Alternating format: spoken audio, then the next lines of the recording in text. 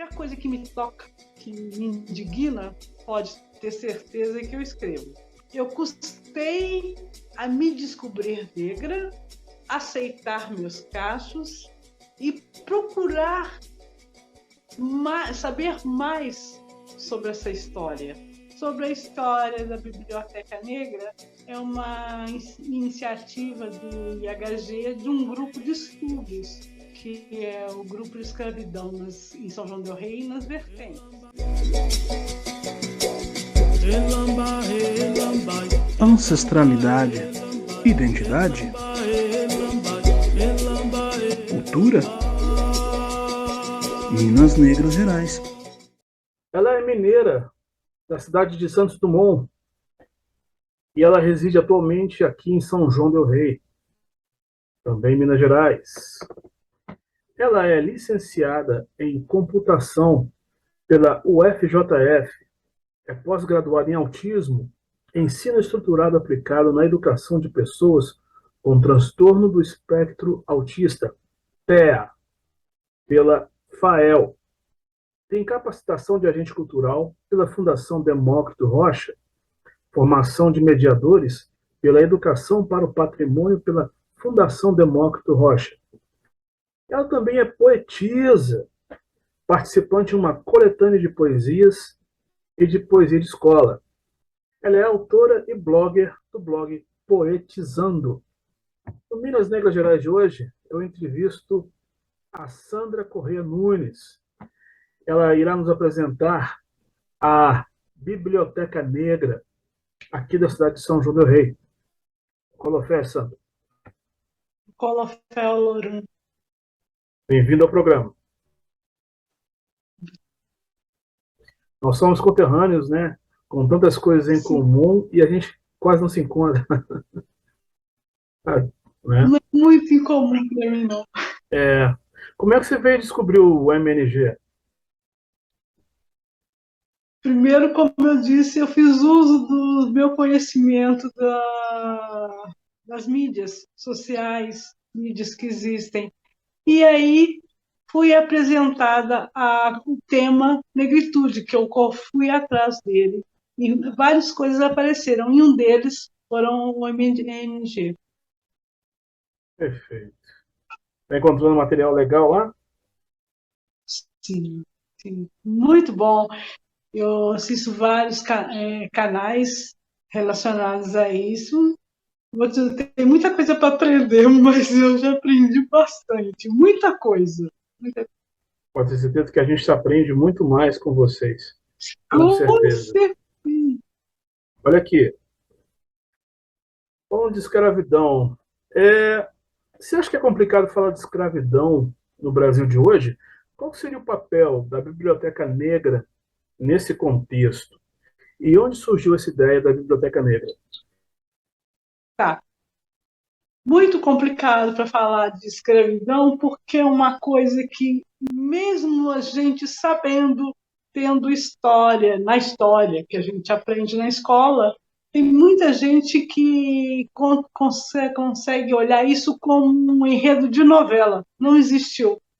É uma ficção, vamos falar assim. Ou então não consegue fazer a conexão entre o que aconteceu e a realidade, o que eles falam na escola e a realidade.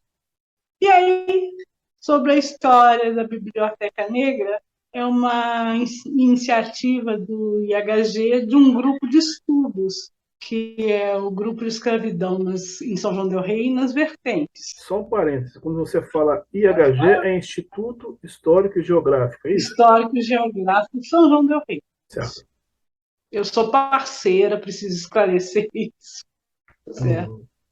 Maravilha. E aí, como é que se deu esse projeto? Então, um grupo de estudos se reuniu. Desde quando existe esse grupo de estudos da Biblioteca Negra?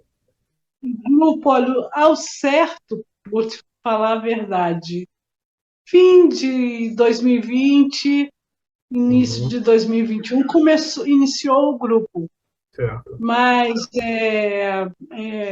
dentro dele que a gente fazia várias discussões sobre o tema escravidão nas vertentes e em São João del Rei. Acontece que nessas primeiras reuniões a gente começou a perceber que era muito maior que o espaço delimitado pelo título Escravidão, São João del Rei e Minas Vertentes. Era bem maior porque São João del Rei estava contido num contexto muito maior, que seria Minas e o Brasil. Vamos falar do mundo, mas para nos atingir mais de forma mais assertiva seria no Brasil. Então não teria como estudar isso aqui se não estudasse fora daqui, um contexto geral, maior. É isso. Então, o que houve, na verdade, foi o inverso, né? Ao invés de ser um estudo daqui para fora, vocês tiveram que buscar conhecimento fora e trazer para cá, Isso, né? E são para quantos membros? encaixar mesmo. Aham. São quantos membros hoje nesse grupo de estudo de vocês? Olha, tem sete membros, sim, são membros que são confrades, 7 comigo, então são 6 confrades, e eu, que sou parceira. Vocês se reúnem para debater esses assuntos? Sim, nós nos reunimos via Meet, né? Aham. Normalmente de 3 em 3 semanas, e sempre tinha um tema, personagens que a gente deliberava e eles que eram estudados. Então, tipo assim, no caso, fazia um relato do personagem, aí acontecia várias apresentações de vídeos ou alguma coisa relacionada ao personagem, e depois era aberta a discussão sobre o tema. Então, são personagens que realmente deveriam ter muito maior visibilidade no país. Vamos falar no contexto escravidão e tudo que antecedeu É, a nossa era. personagens que viveram aqui em época de escravidão. Uhum. E Bom, algum em alguns, especial? né? Alguns? Uhum. Na época da escravidão, a gente, como é que fala, pegou, foi o final mesmo. Pega o final que a gente começa a estudar o Dragão do Mar, que ele não era um escravizado. Depois eu tenho que tentar lembrar, pô, Dragão do Mar, nós estudamos isso aí para servir de ilustração. Quando você fala Estudamos o do João Cândido. João Carlos Felisberto. Uhum. Já fizemos aqui Isso. um papo sobre ele. Que legal. Aí tá, eu não vi, eu tenho que assistir isso. É. Tenho que assistir. Na verdade, foi o seguinte: uma companhia de teatro, né, da Baixada Fluminense, né, e nós conversamos com um dos atores que interpretava o João Cândido. Eu divido o espetáculo, o personagem com Átila Bi, que faz o João Cândido na segunda fase. Eu faço o João Cândido ainda menino, com 13, 14 anos, quando ele é arrancado dos braços dos pais e levado para a Marinha. Fica a dica. Eu vi sim, tá? Desculpa. Tá vendo? Eu vi sim. Eu já assisti, está também na biblioteca. Maravilha. Funciona mais ou menos assim. Tem João Cândido, aí está escrito pasta. E aí são várias coisas que encontramos sobre o João Cândido. Entendi. Então é muito interessante, porque você consegue ver várias coisas, você vê vídeos, tem textos, tem livros que são disponibilizados em PDF. Uhum. Então é bem interessante. Para quem quer dedicar ao personagem, tem bastante coisas assim. Desses estudos, né, sobre negritude na região, desde tempos antigos, vocês chegaram a encontrar alguma coisa, alguns registros bibliográficos que contassem sobre esses escravizados aqui na nossa região? Olha, eu posso te falar que teve no primeiro encontro, foi falado pelo Dr. Afrânio Vilela, que é um desembargador, então foi levantado sobre o Quilombo do Ambrósio, isso. E lá ele contou a história, que é muito interessante, que teve uma coisa muito sangrenta, mataram muitas pessoas, e o funcionamento do quilombo também, do quilombo, que eles se davam bem com as comunidades ao redor, que tinham alguns entendimentos, negócios, e foi derrubado o quilombo graças à traição. O Dia da Consciência Negra foi lembrado pelo grupo Nós Somos Ambrósio, em um povoado que fica a 9 quilômetros de Arcos. O local é apontado como a provável sede do Quilombo de Corumbá, liderado pelo rei Ambrósio, figura homenageada. Ambrósio foi traficado da África para o Brasil e vendido no mercado do Valongo, no Rio de Janeiro, com sua esposa, a Cândida. Ele foi comprado pelos jesuítas. De imediato já concederam para ele a liberdade. E ele veio para essa região porque aqui tinha muitos negros alforriados e fugitivos. Ele aí passou a liderar eles juntamente com os índios que existiam aqui na região, tornando-se um rei entre eles. Olha só, acabei de achar aqui sobre o Quilombo do Ambrósio. Isso. Né? Ele ficava exatamente localizado na divisa entre a cidade de Ibiá. Ibiá. Então tá, sim. Com Campos Altos. O desembargador de lá. Sim. Olha, Maravilha. tá vendo? Campo Grande. Isso. Campos Altos, Campo Grande, né? Maravilha. Isso. Sul de Minas. A gente teve aqui também uma entrevista há uns 2 anos da historiadora Simone de Assis, uma grande colaboradora, amiga nossa aqui. E ela uma entrevista muito interessante, né? Uma grande representatividade com o nosso povo preto também. E aí ela disse que entre fins do século XVII e começo do século XVIII, só em Minas Gerais havia mais de 130 quilombos. Né? São vários que eu já ouvi falar aqui por aqui. Tem um agora que eu ouvi falar há pouco tempo, Jaguara. Jaguara? Não ouvi falar. É por aqui? Aqui na nossa região? É interessante, é por aqui. Que os quilombos conviviam bem com a área deles, com a vizinhança, mas a convivência dos negros nos lugares incomodava o status quo. Então, tipo branca, assim, né? Tem que começar a derrubar. É isso. Muita coisa parece que ainda se mantém, né?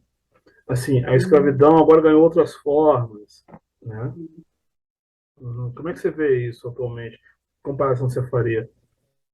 Olha, o primeiro que a gente precisa conhecer muito antes para poder compreender um pouco a atualidade. A discriminação, o racismo no Brasil, ele é velado, mas existe. Velado, tipo assim, porque pega mal assumir que é.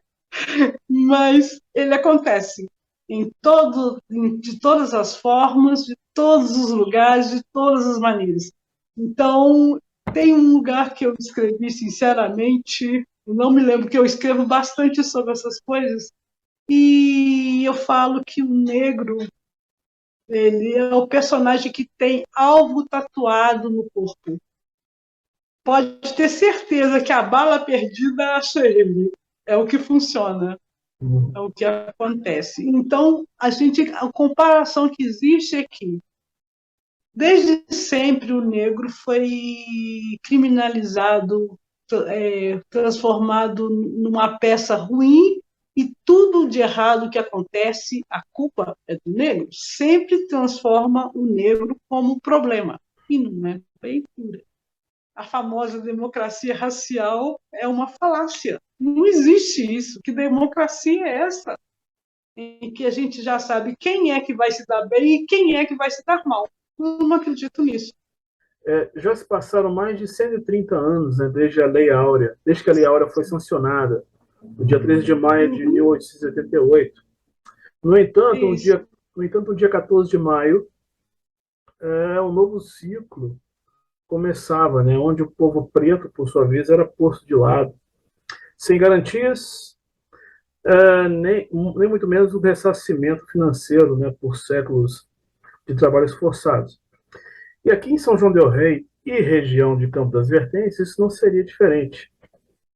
Aí eu vou te perguntar o seguinte: nesses estudos da Biblioteca Negra, existiriam relatos de como era a vida desses escravizados aqui na nossa região? Praticamente nenhum. Nenhum. Eu achei interessante que essa questão eu fiz. Eu fiz.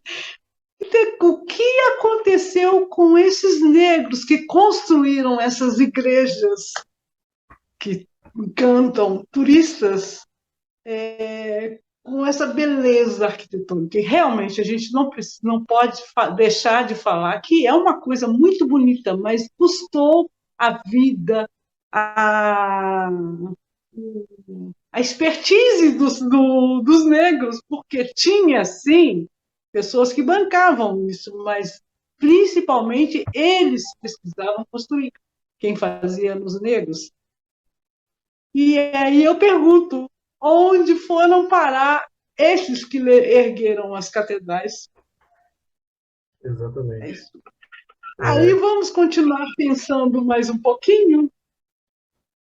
Aí nós temos bairros que circundam o centro da cidade, temos bairros fora, longe um pouco do centro, e aí sim você começa a encontrar pessoas que talvez tenham algum parentesco, alguma proximidade com as pessoas que fizeram o centro da cidade. E o detalhe, os pobres, os pretos, são varridos para fora do centro, que é realmente considerado como uma coisa que ninguém pode mexer. Mas como é que fica a história das pessoas que construíram e a história que eles também agora vivem? E de repente ficam esperando que vai aparecer mais um com a vassoura para poder empurrá-los para mais fora daqui.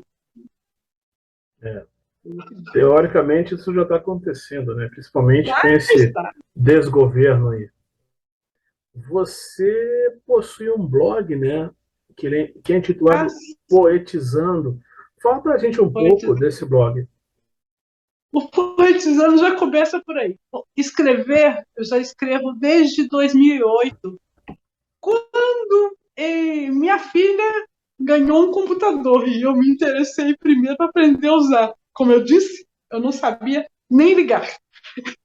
Então, eu aprendi e me encantei com a mídia, que é muito boa para conhecer as coisas, para poder se comunicar. No dia que eu descobri o blog, eu fiquei encantada com as possibilidades para poder montar o blog. Lá tem várias ferramentas, né? E eu comecei a escrever lá. E desde 2008 eu estou escrevendo. Então, os temas eu sou bem eclética, falo de vários temas, qualquer coisa que agora posso falar assim, qualquer coisa que me toca, que me indigna, pode ter certeza que eu escrevo. Então, não sei se vai ficar ótimo, assim, nunca tive esse compromisso de escrever e falar assim, eu estou escrevendo para agradar fulano de tal, ou para poder falar sobre isso de uma forma, vamos dizer, técnica, mais séria. Não. É mais um desabafo, eu escrevo com raiva, de uma certa maneira, quando eu escrevo indignado, eu escrevo com raiva. Eu poderia, de uma hora, ler alguma coisa assim, mas eu tem uma coisa mais próxima. Um amigo me pediu para que eu escrevesse tipo um opúsculo. Aí eu vou ver se eu posso ler alguma coisa curtinha. Por favor. Então vamos lá. Quem? Aí eu vou colocar o contexto. Brasil atual, tá? Só para poder entender. Quem é esse queridador que não estende a mão que é incapaz de compaixão, que guarda vidas em um caixão. Para os seus vendeu ilusão, fez miserável uma nação, semeou ódio entre os irmãos, em covas planta sua escuridão, roubou as cores da união, enfrentará colorido batalhão, diferentes pavilhões, juntos caminham mostrando a direção, braços dados, uma convicção para a morte e a destruição. Então, assim, são várias coisinhas, ou então tem textos maiores, mas sem compromisso. É mais a indignação mesmo. Bárbara, você resumiu tudo aí. Você resumiu toda a ópera. Uma outra coisa que me chamou a atenção quando a gente conversou anteriormente foi o fato de você, né, do desabafo que você fez sobre o fato de ter se descoberto negra, né, em determinado ponto da sua vida. Eu queria que você falasse um pouquinho disso, resumidamente, para quem está assistindo. É bem longo, né? Diga lá.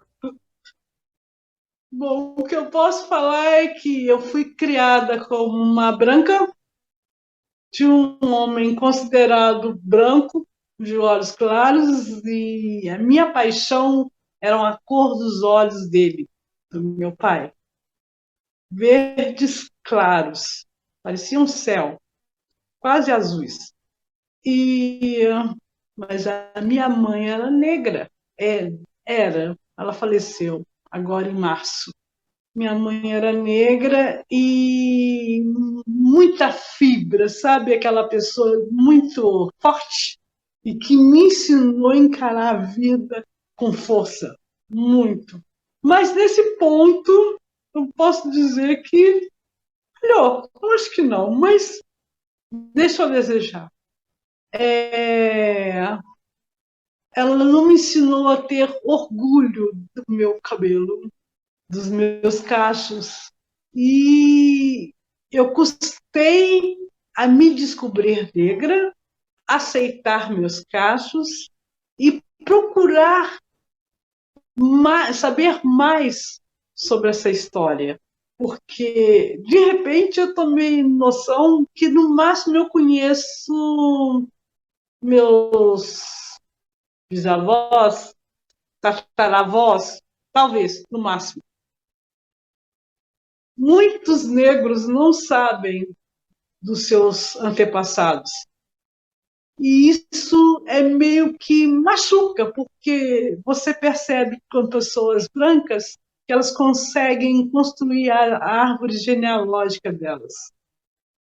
Então, elas têm uma noção, eu vim de não sei o quê, fui não sei quem, tudo, é mais ou menos isso. Então, fica muito complicado quando você coloca negros que não conseguem chegar muito longe daquilo. Você perde totalmente a sua história a partir dali. Então, é complicado.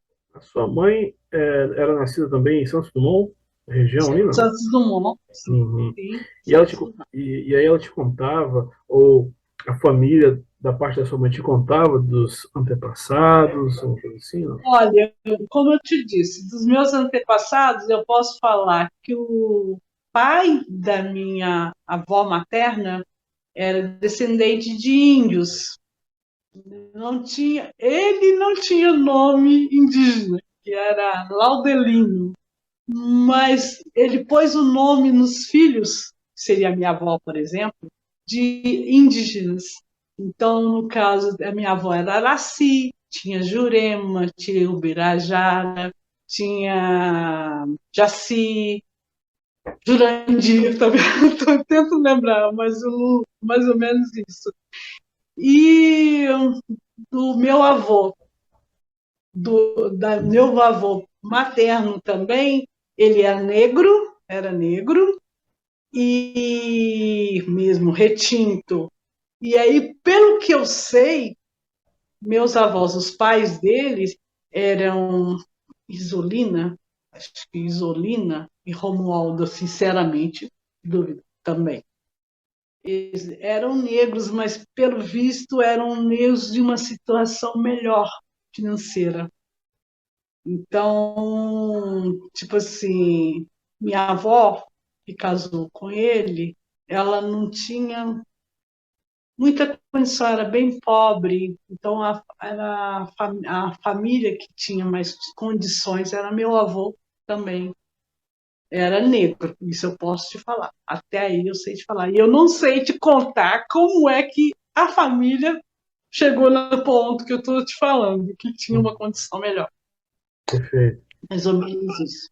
E o dia que você se descobriu negra, o que aconteceu com você internamente?